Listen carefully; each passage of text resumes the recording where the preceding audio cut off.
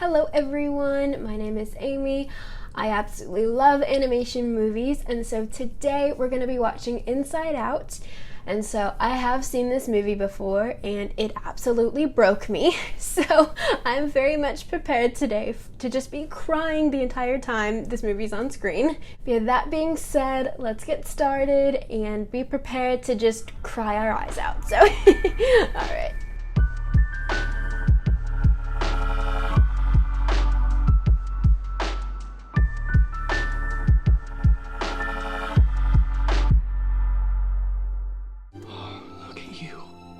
Aren't you a little bundle of joy? But This looks new. Think it's safe? What is it? Okay, broccoli. caution. There is Broccoli a is dangerous awesome. smell, people. Hold on, what is that? The dad was so done. He was just like, just eat your freaking broccoli. After all, Riley's 11 now. What could happen? A lot. Okay, not what I had in mind. Oh my gosh. These are just the opening credits. Oh, I love it. I absolutely love it. So the opening credits are the time when you kind of get to play around with what you want to do. Here, we just have the same level of quality, if anything more detailed, because we had that gorgeous flower field. Like, I love it. Again, I love animation. So anytime an animated movie goes above what's expected or just does something unique and interesting, I'm like, yay! Here's our new house, and... Oh, it's cute though. Like, it just needs a little like paint, a little bit of love. I'm at the stage in my life where I would be lucky to have a house of my own. So I'm like, anything that works, that's halfway decent, I'm like, yay. Oh, that's interesting. So with the headphones, when the door opened, you could actually hear the sound traveling across. Like, oh, that was cool. A new place.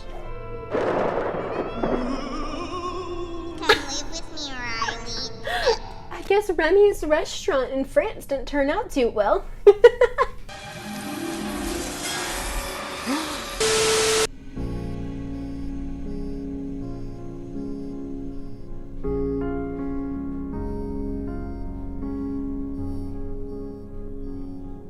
We're really early in the movie for me to already be crying, but I told you.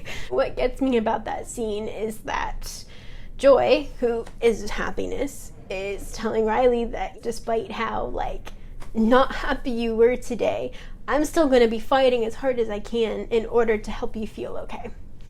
As someone who has struggled with depression and just, like, emotional regulation and stuff like that, just the idea of your emotions can be fighting just as hard to help you be okay. So, okay, I'm trying to speak in, like, coherent sentences. It's hard. It's hard when you're crying. Worst scenario is either quicksand, spontaneous combustion, or getting called on by the teacher. So as long as none of those happen... Okay, everybody, we have a new student in class today. Are you kidding me? Out of the gates? This is not happening!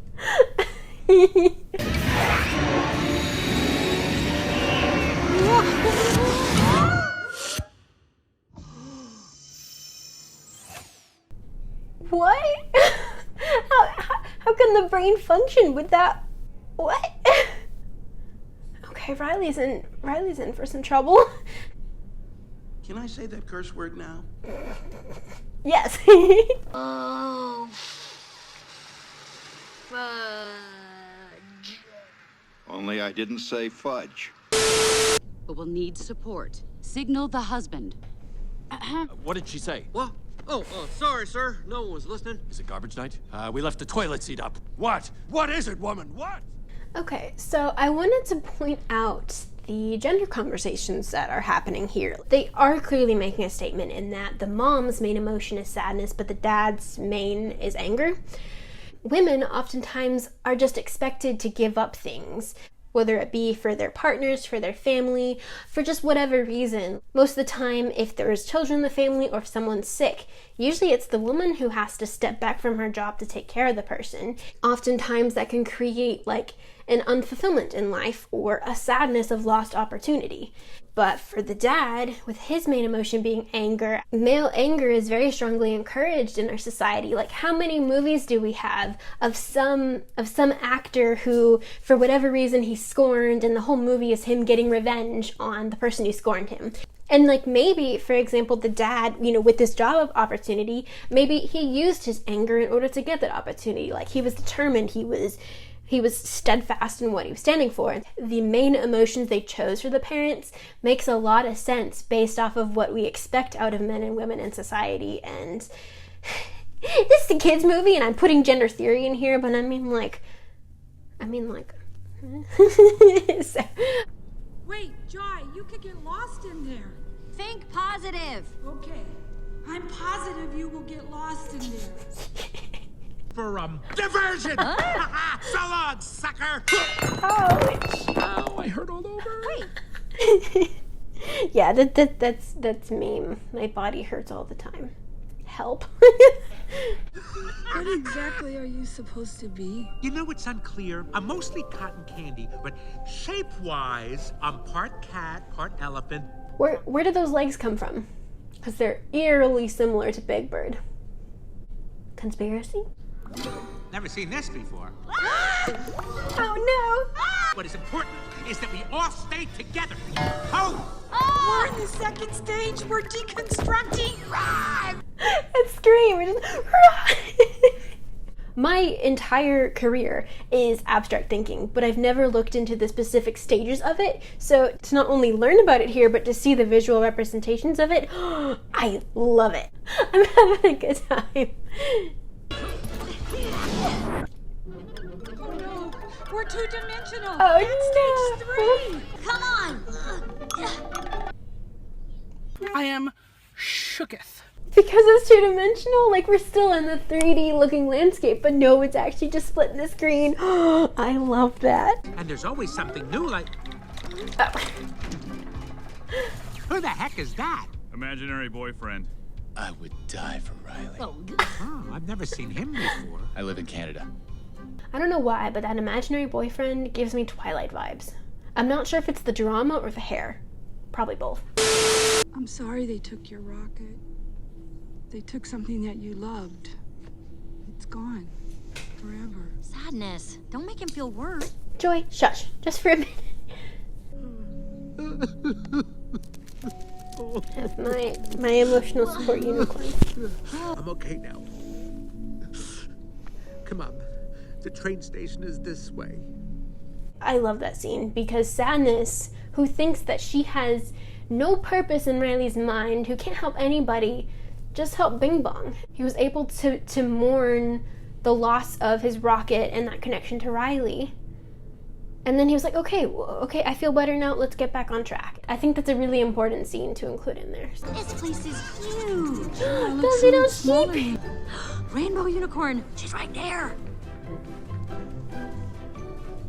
My friend says... Except different color palette.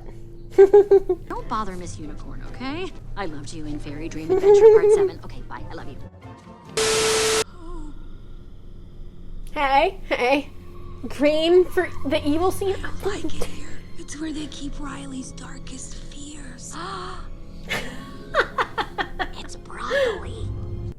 What's with all this broccoli slander? They keep bringing up broccoli, even though they keep saying it's negative. I just want broccoli now. Oh my gosh. Who's the birthday girl? What? Pixar and Disney too. They always have these moments in their kids movie where they have like a super scary thing happening. Have a great day, sweetheart. Oof. See you after school, monkey. Poor things have no Love idea. you. No, not the memories. As she's further falling into a depressed state, her whole brain is just falling apart. Her islands and personality are coming down, like all this destruction. And so as a byproduct, she's losing memories. She literally lost an entire end section of the long-term memory. And so a lesser known side effect of depression is memory loss. Even if that wasn't intentionally what they were describing here, it very much is reading as a fantastical interpretation of what happens. So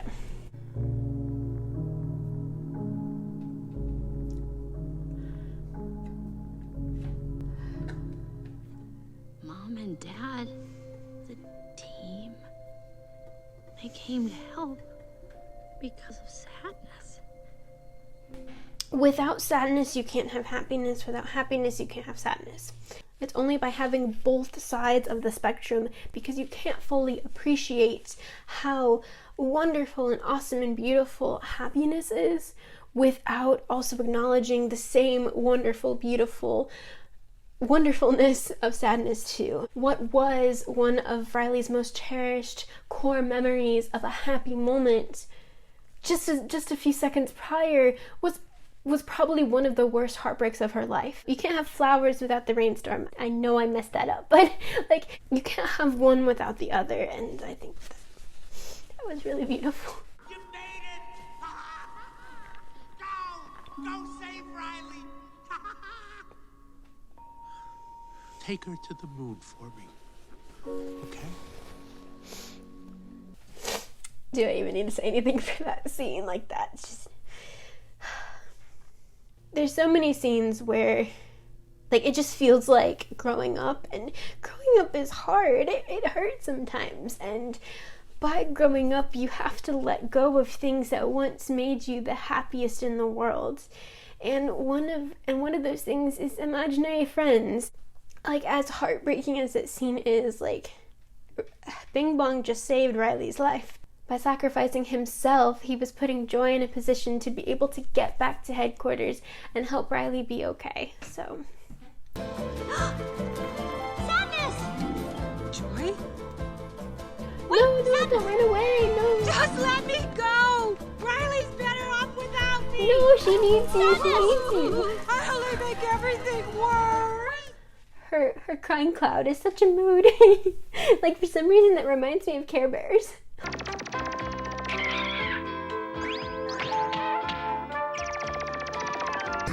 Nothing's working. Why isn't it working? Let me try. Hey, you broke it! Let me do it. Get out of here. Guys, we can't make Riley feel anything. What have we done? But also, another thing about that scene is, at the beginning, Joy was doing everything that she could to try and make Riley feel okay. In this scene, all the other emotions are doing just the same. Like, I know this scene is supposed to be pointing out that she can't feel anything, but that doesn't mean her emotions aren't working to help her. Your mind and emotions are there to help you. They're gonna do everything they can to help you feel okay. And, like, I think that's... I just love that message. Did you mean what you said before? I would die for Riley. I would die for Riley. Okay, haircut. Time to prove it. I would die for Riley. I would die for Riley. I would die for Riley. Human sacrifice? Or genocide? Oh, I know it's gonna happen. I know.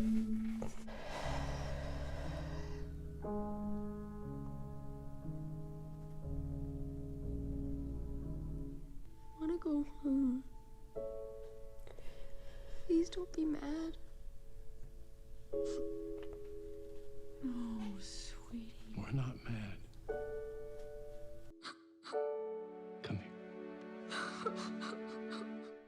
Okay, so yeah, my sadness is working overtime, and there's just something about that scene with her talking to her parents, and like that connection that is finally happening, that like it's okay to not be okay, and we're all just doing our best. We can take that as we move forward and use it to help better connections later on, and to not let Joy be the main driver when it's time for her to step back. I'm sad, but I'm happy. I'm all the emotions. Like all five of them are just like...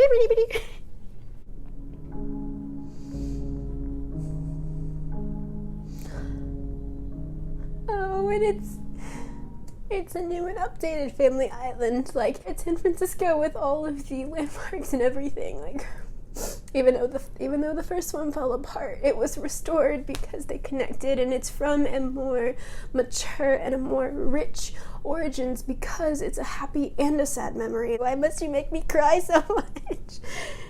I have my friend.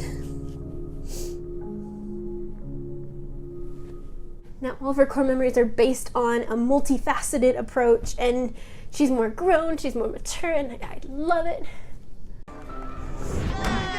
She loved the face painting. Told you it was a great idea. Best idea he's had. We love to see the parents coming to terms again. Sorry. Oh my gosh. Isn't that just like the definition of middle school? Things couldn't be better. After all, Riley's 12 now. What could happen? A lot. It's puppies. Puppies.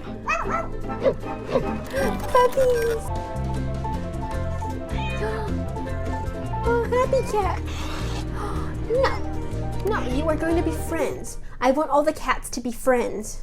And I like how even in the cat brain, happiness and sadness have like the strongest bond, and like happiness is trying to bring sadness up, and sadness is just like, woo-hoo-hoo. Like, are they saying that like across species, the most intense emotion relation is between happiness and sadness? Alright, so that was Inside Out. I absolutely love this movie, despite how much it makes me cry. But yeah, if you like this video, let me know by liking, leaving a comment, even subscribing. Really small channel, so every bit of support I get counts. If you're interested in my work, I got a playlist of all my other reactions, so check them out. That's all I've got for now. Unicorn and I will say bye!